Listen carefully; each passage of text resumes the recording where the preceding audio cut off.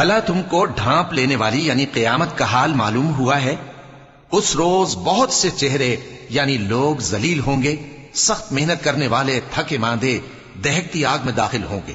ان کو ایک کھولتے ہوئے چشمے کا پانی پلایا جائے گا، ایک سخت خاردار جھاڑی کے سوا ان کے لیے کوئی کھانا نہیں ہوگا جو نہ مفید غذا بنے اور نہ بھوک میں کچھ کام آئے. بہت سے چہرے یعنی لوگ اس روز شادماں بھی ہوں گے، اپنی محنت کے بدلے پر خوش. بہشت بری میں وہاں کسی طرح کی لغو بات نہیں سنیں گے، اس میں چشمے بہ رہے ہوں گے، وہاں تخت ہوں گے اونچے اونچے اور کٹورے قرینے سے رکھے ہوئے اور گاؤ تکیے قطار کی قطار لگے ہوئے اور نفیس مسندیں جگہ جگہ بچھی ہوئی.